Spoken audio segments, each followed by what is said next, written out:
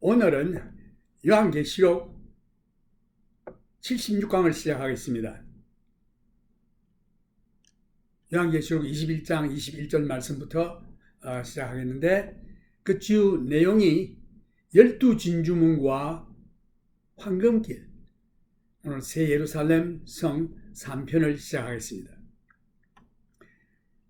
이 성과 이 성의 황금길, 예루살렘과 지구와의 구원 얻은 이방인들과 이스라엘 백성들의 빈번한 왕래, 아주 놀라운 내용들이 기록되어 있습니다. 계시록 21장 21절 말씀, 그 12문은 12진주니 문마다 한 진주요, 성의 길은 맑은 유리 같은 정금이더라.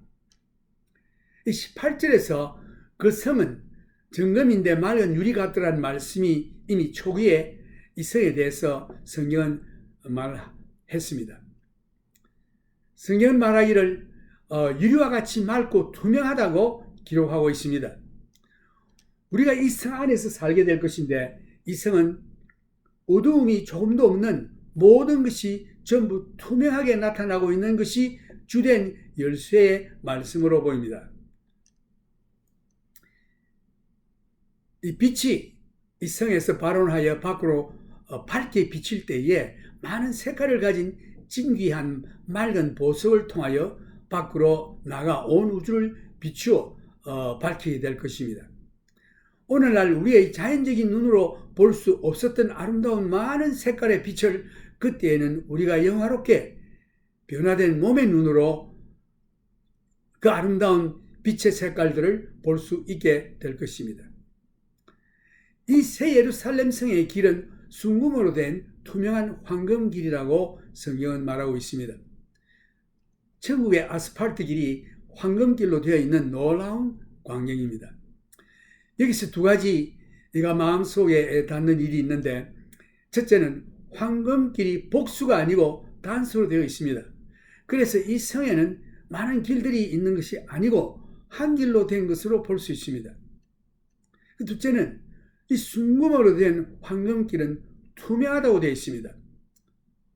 이 길은 금으로 되어 있지만 순금일 뿐만 아니라 투명한 황금길입니다. 이러한 투명한 순금의 황금길을 묘사하는 것을 보아 새 예루살렘의 성의 내부를 모두 투명하게 볼 수 있다는 결론입니다. 이 말씀은 오늘날 이 땅에서 경험하는 교통체증 같은 것은 없을 것입니다. 이 성에는 황금길 하나가 있는 것 같고, 이 황금길이 투명하기 때문에 길로 인하여 빛을 가리우는 것이 전혀 없을 것이며, 성 전체가 모두 투명하여 빛이 이 온 성을 밝힐 뿐만 아니라 성 전체를 통과하여 온 우주를 밝힐 것입니다. 하나님께서 사람과 함께 거하시는 이 새로운 관계, 22절 말씀 보면은 성 안에 성전을 내가 보지 못하였으니 이는 주 하나님 곧 전능하신 이와 및 어린 양이 그 성전이심이라. 그 성은 해나 달의 비침이 쓸데없으니 이는 하나님의 영광이 비치고 어린 양이 그 등이 되심이라. 빛 대신 하나님께서 친히 임재하심으로 그의 임재하심이 새롭게 창조하신 모든 만물에 비치는 것입니다. 처음 옛 창조물에 죄가 들어왔을 때는 하나님께서 그의 임재를 거두셨습니다. 창세기 1장 2절에 보면은 땅이 혼돈하고 공허하며 흑암이 깊음 위에 있고, 그때에 하나님께서 온 우주의 물개의 빛을 사용하셨습니다. 하나님께서 우리가 거리나 방에 전등을 켜서 달아 놓듯이 물질의 빛을 우주에 달아 놓으셨습니다. 때문에 빛의 근원이 되신 그리스도께서 친히 다시금 그의 빛으로 온 우주를 밝히시는 것입니다. 오늘날 주 예수 그리스도께서는 영적인 빛이십니다. 구약에서 유대인들의 성막 안에 금등대가 있었는데 이것은 그리스도를 가장 잘 나타내는 그림입니다. 이제 여기서 새 예루살렘 성 안에서는 그리스도께서 검증대가 되시는 것입니다. 이 세상의 모든 나라들이 하나님을 경배하기 위해서 새 예루살렘 성으로 오게 되겠는데, 마치 유대인들의 제사장이 하나님을 경배하기 위해서 성막 안에 있는 성소로 들어오는 것과 같이 이 거룩한 성 새 예루살렘으로 들어오게 될 것입니다. 유대인들은 물론이요, 이 지구상에 있는 모든 나라들이 옛날 유대인들의 대제사장의 지성소로 하나님을 경배하기 위해서 들어온 것과 같이 거룩한 성으로 들어오게 될 것입니다. 유대인들이 구약의 성막에서 어린 양의 피를 가지고 들어오는 대신에 어린 양 되시는 그리스도께서 친히 그곳에 임재하고 계시는 것입니다. 이 얼마나 놀라운 광경입니까? 이 성전은 옛날 하나님을 경배하였던 이스라엘 나라의 성막을 대신하는 것인데, 이 땅에서는 하나님의 시카이나 글로리, 하나님의 시카이나 글로리로 둘러싸여 있었습니다. 이러한 광경은 이 땅에서 하나님의 임재를 증거하는 것이요, 동시에 죄가 존재하는 것을 증거하는 것입니다. 죄가 존재하는 곳에는 하나님께서는 성전의 의식을 통해서만이 접근하실 수 있었던 것입니다. 피가 없이는 죄 사함도 없다라고 하셨기 때문에 그때에 그리스도의 피를 상징하는 어린 양의 피를 가지고 들어갔으나, 이때에 새 예루살렘 성에서는 어린 양 되시는 예수 그리스도께서 자기의 피로 죄를 없이 하셨고 친히 임재하시고 계시기 때문에 죄가 없는 곳입니다. 때문에 죄란 기억조차도 하기를 원치 않는 무시무시한 악몽이었습니다. 실제로 구원 얻은 성도들과 함께 하시는 하나님과 그리스도께서 성전이 되심으로 하나님의 임재는 온 거룩한 성 새 예루살렘이 성전이기 때문에 실제로 성전의 필요성이 없게 되었습니다. 어떤 신학자들은 이 새 예루살렘이 실제로 구약 성경의 성막의 지성소와 같은 모양을 가지고 있다고 주장하는 자들도 있습니다. 그리고 그곳에 하나님께서 계신다고 믿고 있습니다. 지성소는 완전한 입방체의 방입니다. 이 땅에 있는 성전의 그 모형을 보면은 지성소, 입방체입니다. 이것은 우연히 된 일이 아니고 실제로 이 성에 빛 되신 하나님께서 임재하시고 계시는 것입니다. 그리고 여기는 죄가 없습니다. 여기서는 물질적인 구조물 같은 것이 더 이상 필요하지 않습니다. 하나님의 임재를 위해서 물질적인 성전은 전혀 맞지가 않습니다. 새 예루살렘 성은 하나님의 임재를 위한 특별히 하나님께서 창조하신 우리가 알지도 못하고 보지도 못한 장소와 하늘의 특별한 건축이 될 것입니다. 새 예루살렘 성은 하나님께서 친히 계시는 장소가 되므로 우리가 상상할 수 없는 놀라운 장소와 건물이 될 것입니다. 아마 이때가 하나님께서 사람에게 처음으로 나타나시게 되는 때일 것입니다. 얼마나 영광스러운 일입니까? 새 예루살렘 성에는 빛과 생명을 위해서 해와 달이 필요 없을 것입니다. 이 얼마나 지구와 정반대되는 상태이며 대조적인 현상입니까? 이 지구는 빛과 생명을 유지하기 위해서 달과 해와 달이 필요했고 완전히 이 지구는 해에 의존되고 있는 것입니다. 이제는 해와 달이 하나님의 밝은 빛을 전달하는 능력을 얻기 위해서 완전히 우주에 있는 새 예루살렘에 의존하게 될 것입니다. 왜냐하면 이 빛의 근원은 이 성에 있는 것이 아니라 그 성 안에 거하시는 빛 대신 하나님이시기 때문입니다. 눈이 부시게 찬란한 하나님의 영광이 그 영광을 가리지 않는 이 새 예루살렘 성 안에서 발하게 되는 것입니다. 새 창조의 새로운 중심지 24절 말씀에 보면은 만국이 그 빛 가운데로 다니고 땅의 왕들이 자기 영광을 가지고 거리로 들어오리라. 구원을 얻은 만국이 그 빛 가운데로 다니고 만국이 새 예루살렘 성 그곳에서 살 것이라고 말하지 않고 있습니다. 그러나 그들은 빛 가운데 다닌다고 했습니다. 다른 말로 한다면 새 예루살렘은 해와 달 대신에 지구의 빛을 줄 것이라는 것입니다. 땅의 왕들이 자기 영광을 가지고 그리로 들어오리라. 성경이 이렇게 묘사한 것을 보니 새 예루살렘과 지구 사이에 왕래가 아주 빈번하게 될 것으로 보입니다. 단지 이스라엘 나라의 사람들만 그곳에 하나님을 경배하러 오는 것이 아니라 영원으로 들어간 이 지구상에 있는 모든 나라들이 하나님을 경배하며 뵙기 위해서 새 예루살렘 성으로 올라올 것입니다. 이 성은 그들이 영구적으로 거하는 곳이 아니고 하나님을 경배하려고 올 것이며 그때의 교회는 제사장 직분의 역할을 하게 될 것입니다. 예수를 믿는 자들을 제사장이라고 말씀하셨습니다.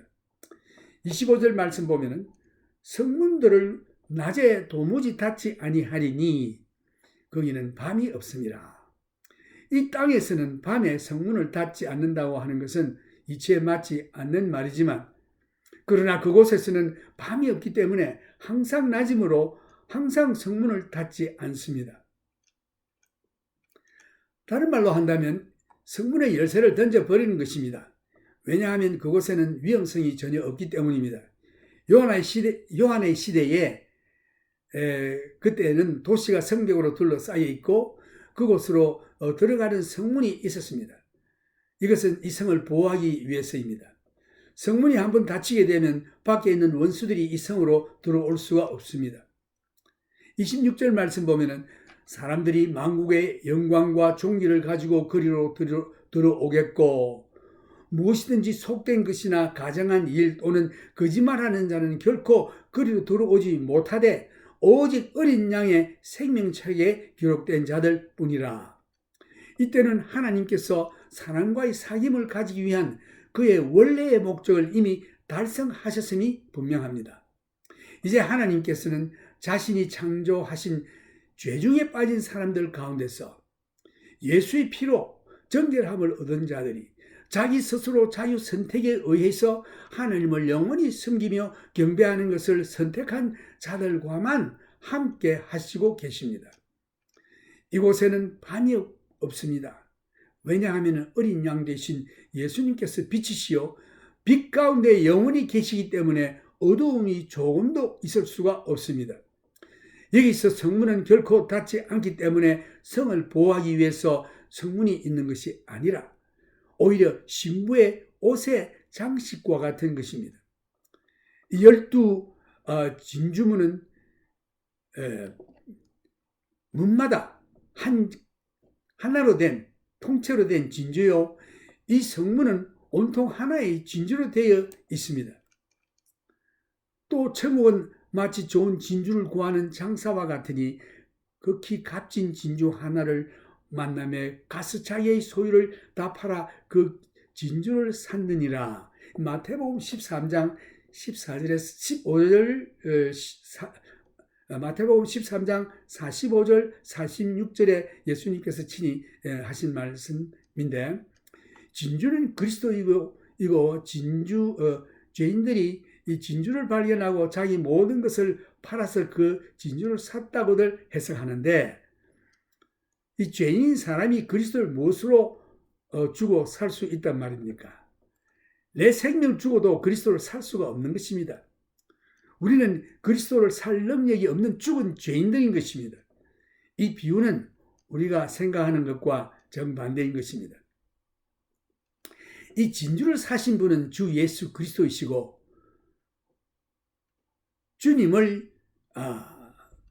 이 주님은 진주를 구하는 장사로 비유한 것입니다. 그리고 이 진주는 신부인 것입니다. 이 진주가 만들어지는 과정을 보면 아주 흥미로운데 바다의 작은 한 모래알이 굴 속에 굴 속에 들어가면 굴에서 진액이 나와 그 모래알을 계속 둘러싸게 하여 진주를 만드는 것입니다. 이 값진 비싼 진주를 헬라말로 마가리시라고 부릅니다. 그 만일 신부인 교회에 이름을 붙인다면 아마 이름을 마가리시라고 불러야 할 것입니다. 주 예수 그리스도께서 이 진주를 사기 위해서 아주 비싼 값을 치르셨습니다. 이 진주는 그리스도의 옆구리에서 형성된 것입니다. 어떤 성도는 말하기를 나는 창으로 찢음을 받으신 예수님의 옆구리의 상처를 통해 그리스도의 심장에 들어가서 라는 말을 했는데 이사야 53장에도 보면 그가 찔림은 우리의 허물을 인하며 그가 상함은 우리의 죄악을 인함이라. 교회는 하나님의 창조적인 무수한 절대적인 그의 지혜로 말미암아 영혼을 통해서 나타난 하나님의 은혜의 결정체입니다. 이는 그리스도 예수 안에서 우리에게 자비하심으로써 그 은혜의 지극히 풍성함으로 오는 여러 세대에 나타내려 하심이니라. 에베소 2장 7절 말씀. 다른 말로 한다면 죄인인 나와 당신이 하나님의 은혜로 말미암아 우리가 축복의 자리에 들어가게 된 것은 하나님의 은혜의 이름으로, 하나님의 은혜이므로 이 교회는 이 하나님의 은혜의 표시로서 영원토록 하나님의 은혜의 증거로서 나타나게 될 것입니다. 아마 사람들이 저 사람을 보느냐? 김동백이 저 인간은 지옥에 가야 마땅한 자식인데 어떻게 이 천국에 와 있는가?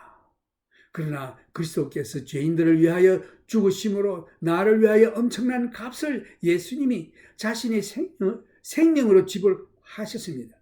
나는 단지 예수님을 믿기만 했고 나는 그것밖에 할 수 있는 것이 없습니다. 믿는 것밖에 할 수 있는 일이 없습니다.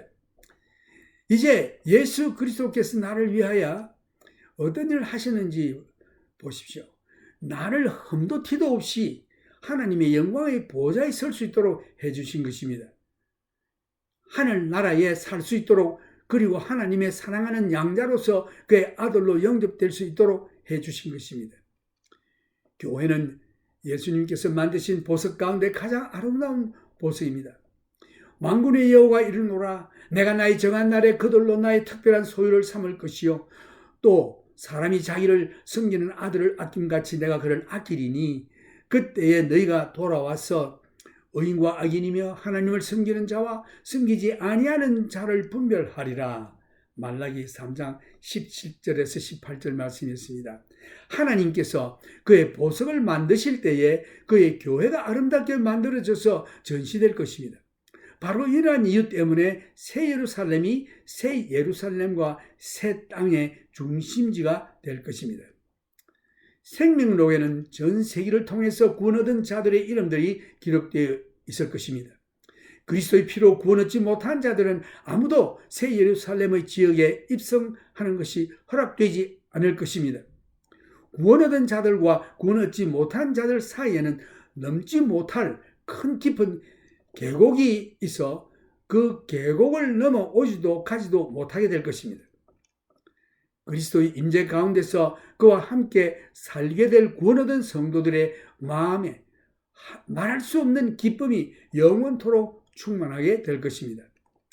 요한복음 14장 3절에 보면은 주님께서 내가 가서 너희를 위하여 처소를 예비하면 내가 다시 와서 너희를 내게로 영접하여 나 있는 곳에 너희도 있게 하리라. 이것이 하늘나라 곧 천국입니다. 사랑하는 성도들이여 이제 우리가 예수님과 영원히 함께 하는 것입니다.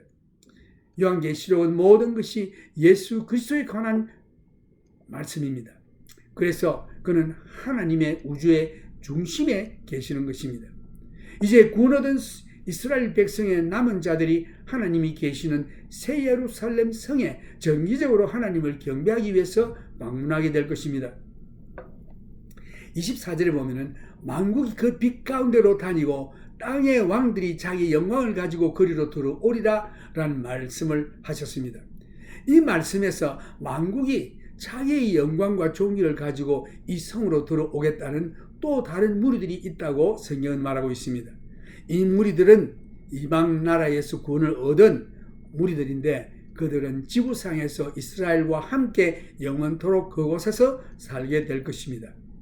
이 구원 얻은 이방 나라들은 이스라엘과 같이 교회에 속하지 않습니다. 이 이방 나라들은 교회가 이 땅에서 들림받은 후에 구원 얻은 자들입니다. 아니면 교회가 존재하기 전에 구원 얻은 성도들일 것입니다. 그들은 이 성에 하나님을 경배하기 위해서 방문객으로 찾아오게 될 것입니다. 히브리서 12장 22절에 보면은 그러나 너희가 이런 곳은 시온산과 살아계신 하나님의 도성인 하늘의 예루살렘과, 이것은 새 예루살렘입니다. 그 다음 천만 천사와, 그 다음 23절에 보면 하늘에 기록한 장자들의 총회며 교회와 온전케 된 의인의 영들, 이것은 교회 이외의 성도들입니다. 그 다음 24절에 보면 새 언약으로 중보이신 예수와 및 아벨의 피보다 더 낫게 말하는 뿌린 피니라. 이것은 예수 그리스도와 그의 피를 말씀하는 것입니다. 여기에 이 말씀이 아주 흥미있는 말씀인데 한 5가지로 나누어서 말하고 있습니다. 너희가 이런 곳은 시온산과 살아계신 하나님의 도성인 하늘의 예루살렘과, 이것은 새 예루살렘을 두고 얘기하는 것입니다. 그 다음에 둘째는 천만 천사와, 이 천군 천사들을 얘기하는 것입니다. 셋째는 하늘에 기록한 장자들의 총회와, 아마 이것은 이 또 우주의 하나님의 창조하신 이 총회가 있는 모양입니다.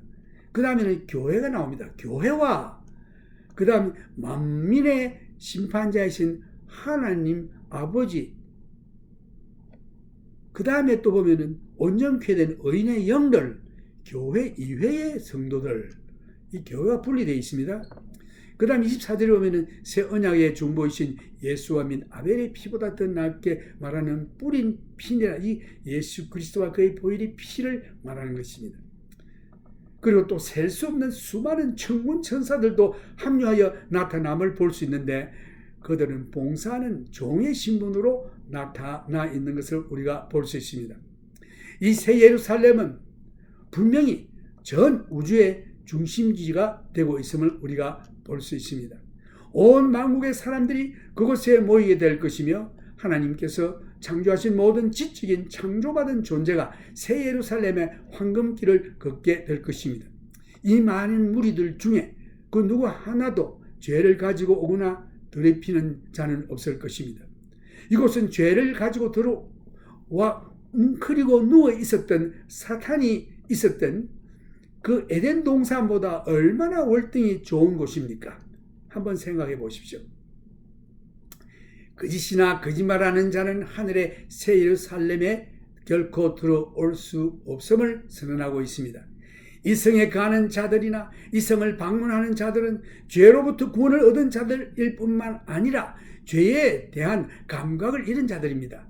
그들은 결코 닫지 아니하고 항상 열려있는 성문으로 이 성에 들어올 것이며, 이 성에 가는 자들은 교회만이라 할지라도 이 영광스러운 성에 말할 수 없는 기쁨은 교회에만 국한된 것이 아니고 이 성에 들어오는 모든 자들이 누구라도 누리게 될 것입니다. 이 놀라운 영광스러운 축복을 바라볼 때에 우리가 말로 표현할 수 없을 정도입니다. 오늘 만일 당신과 내가 하늘로 들림을 받아 그 영광의 새 예루살렘과 그 성의 주인공 되시는 우리 주 예수 그리스도의 영광을 조금이라도 엿볼 수 있다면 이 얼마나 영광스러운 일일까요? 그리고 그곳에서 우리가 예수님과 함께 영원토록 살 수 있는 이 영광스러운 미래와 특권을 우리가 가진 것을 생각할 때에 이 세상에 그 어느 곳보다 비교할 수 없는 기쁨이 될 것입니다. 바울이 로마서에서 말한 것과 같이 로마서 8장 18절에 보면은 생각한데 현재의 고난은 장차 우리에게 나타날 날 영광과 좋게 비교할 수 없도다. 이제 이 새 예루살렘 성에 예수님과 함께 이 교회에 있는 여러분과 내가 영원토록 살게 될 것입니다. 이래서 하나님께 영광 돌리는 찬송을 아니 드릴 수가 없습니다. 이제 나아가는 복지의 이 찬송을 주님께 올리겠습니다.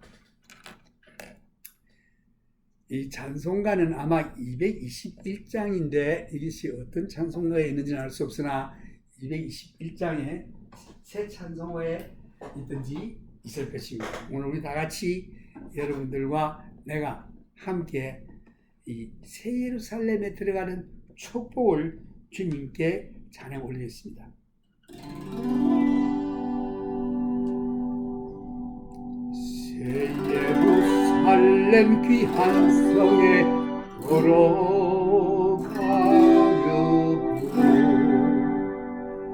내 중한 짐을 벗어버렸네.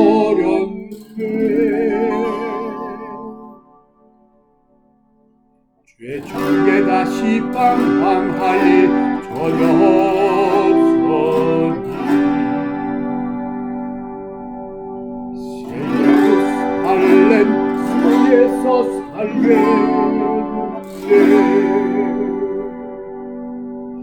길이 살겠네.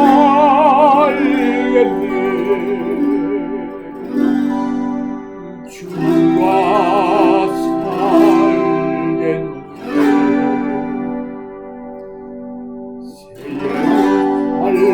성에서 살겠네.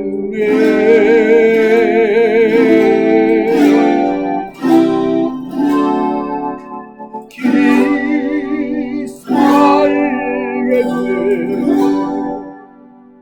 주님과 살겠네. 새 예루살렘 성에서 살겠네.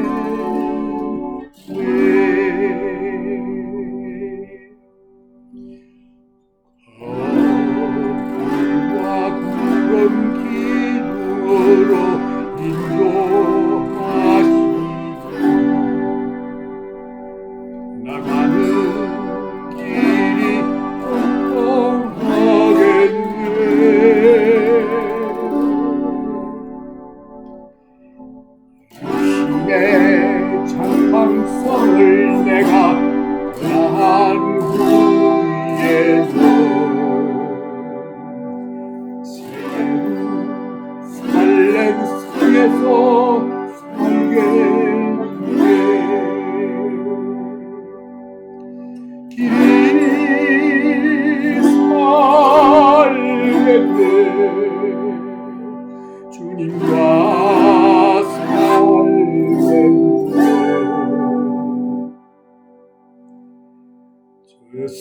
예루살렘 성에서 살겠네.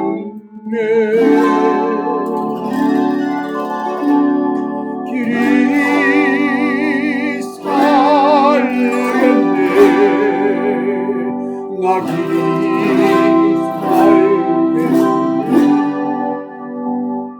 새 예루살렘 성에서 살겠네.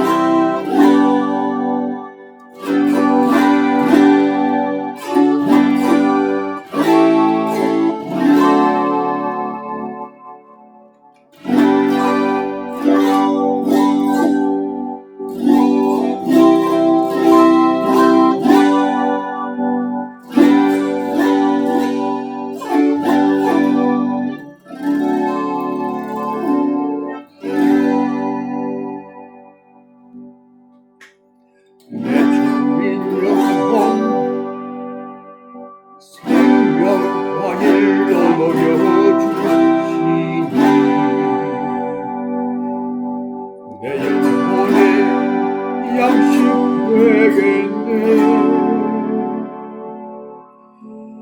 입으로 목마름이 다시 없을 것이니 저 생명 달의 솟생수를 마시겠네.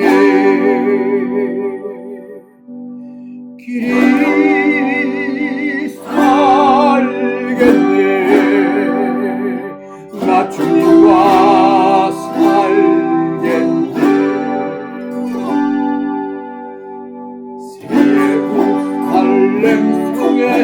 살겠네. 길이 살겠네. 주님과 살겠네. 저희의 살렘 속에서 살겠네.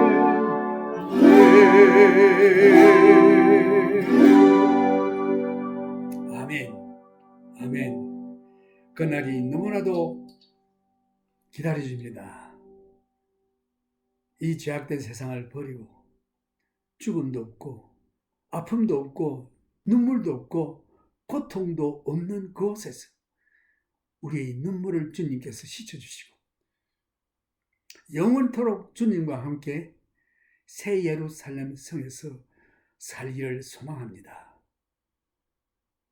주 예수 그리스도의 크신 은혜와 하나님의 무한하신 사랑과 성령님의 교통하심이 오늘 새 예루살렘 성에서 주님과 함께 영원히 살게 될 여러 성도들 위해 예수님의 축복이 항상 함께 하시기를 기원합니다. 아멘.